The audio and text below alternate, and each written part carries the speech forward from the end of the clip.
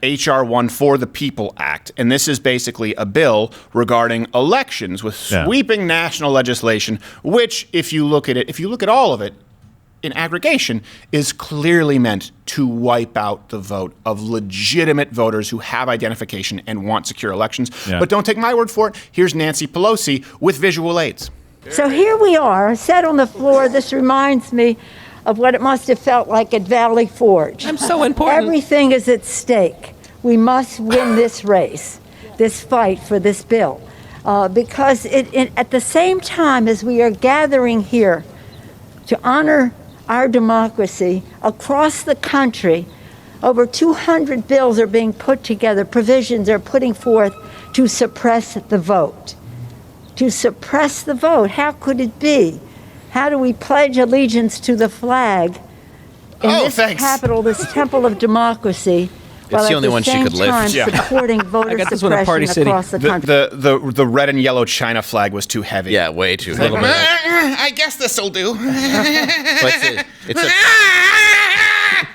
It's at home where she prays to it. Right.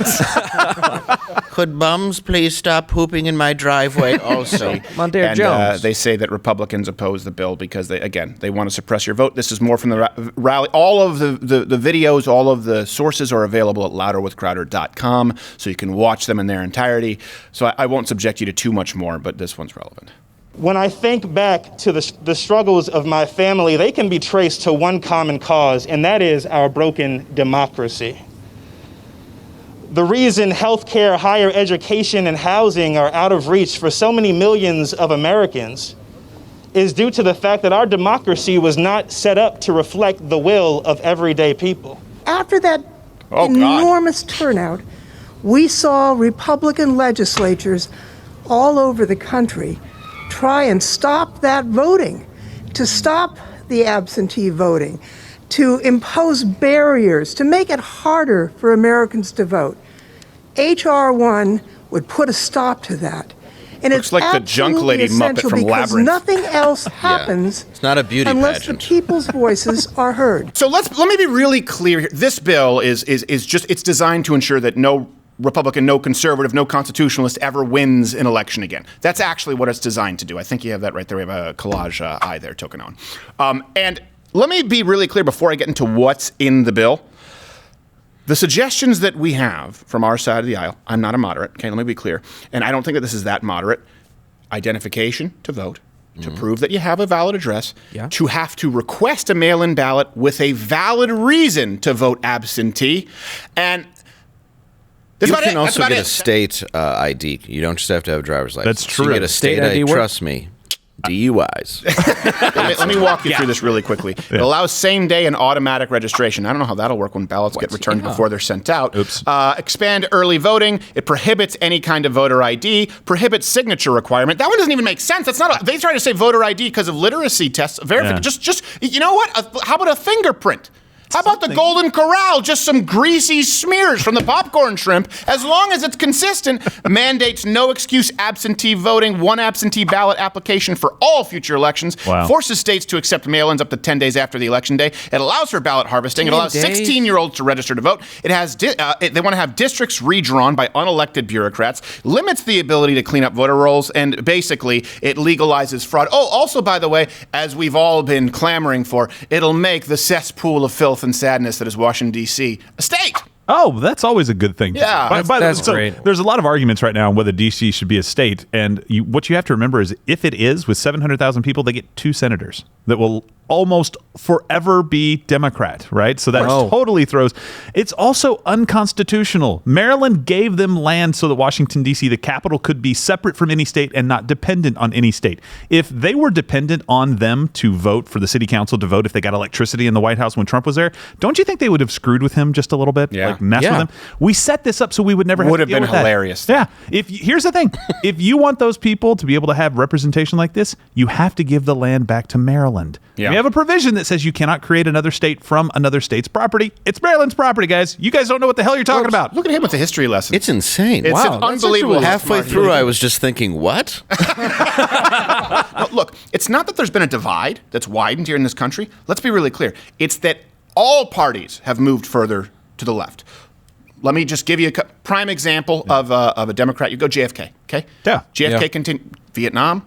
JFK reduced taxes. When you look at what JFK did, JFK believed in a strong national defense. JFK still was somewhat Catholic when he wasn't banging Marilyn Monroe, but you understand, we're not all perfect. Somewhat. And then you have Ronald Reagan. You look at Ronald Reagan, again, reducing taxes. You look at his policies that were pro-life. And then you compare that with, say, George W. Bush. You compare that with, say, now allowing men to beat up girls in college wrestling. Everyone has moved to the left. And so when people say, I'm a centrist because I'm being reasonable. No, look, there's nothing unreasonable about staying the course, everyone veering off, and you saying, no, I'm not going with you. Well, why are you staying there? Why are you being so unreasonable? Why are you widening the chasm? Because you want to put 4-year-olds on puberty blockers. How about that? So let's go to Europe, okay, really quickly. And the sources are available at louderwithcrowder.com. 78% of Organization for Economic Cooperation members only allow mail-in votes for people abroad or require a photo identification for mail-in ballots. France knows how. France, by the way, the only soldiers who go in with a standard issue individual white flag, they understand how absurd mail-in voting is. Yeah. That's why they banned it in 1975, and it's been banned ever since. France. The bastion of democracy. Think about this for a second. They're looking at us as though we're fools. When people talk about improving our international standing, you think that creating mass mail-in voting without voter ID is getting people in Belgium to respect us? By the way, who needs their respect? They put mayonnaise on their fries. Bomb them. Look, before this year, it was common knowledge that mass mail-in voting was susceptible to fraud, right? This is something that everybody knew, that people agreed upon. And this is something, for more proof, Abraham Lincoln. You know this. Abraham Lincoln nearly scammed out of the presidency. Absolutely. Explain that for people who know. It was in 1864. Right? So the Civil War was still going on, and you had people that wanted to stop the Civil War and end it that were in the Democrat Party, and so they were supporting the other guy. And so they said, all right, well, all the troops are still stationed places. We'll just go ballot harvesting. Hello, California. Anybody remember what that's like? Right. We'll go up there and get all our votes. And what they found is, and this is what people say, why would there be mass fraud? I can't believe they would do that. You literally had generals supplying the votes for people and rooms of people set up just passing them down the chain. Here, sign this one for this guy. Aha, he's dead or he's wounded, but it's okay. He cast a good vote is what one general was quoted as saying. And only because a guy went up there to make sure the vote was okay did we find this out and those votes get thrown out. Think about this for a second. Today, Democrats believe that if you're a minority, you are too stupid or inept to procure an identification. Yes. I can't even use the internet. Or you're not even a legal immigrant, right? Yeah. So really, you go back to Democrats have been screwing Republicans racistly out of votes since 1864. Racist Democrats tried to screw the man who freed the slave with mass mail-in votes, and the same people now tell black people they're too stupid to take part in our democratic process. But it's for you, the people. Lincoln's wife sure was a goofy bitch. Again, they're palming it. It's like shaking the baby rattle at the mall when you take the picture with Santa. Saying, oh, what's that? They try to make you don't think about mass mail-in voting fraud, which is well known across the world and was known in this country really up until a year ago. Just ask Amy Klobuchar. Just ask Elizabeth Warren. Just ask Jimmy Carter. But they try and say this bill is to keep big, dark money out of politics. This is called the For the People bill. And in doing so, we combat big, dark, special interest money. Do you mean special interest like the $74 million from Wall Street that went to Biden compared to $18 million to Donald Trump? Is that what you mean? Is that what suddenly switched Elizabeth Warren talking about taking down Wall Street to investigating day traders for GameStop? Is that why you did a little flippity-floppity?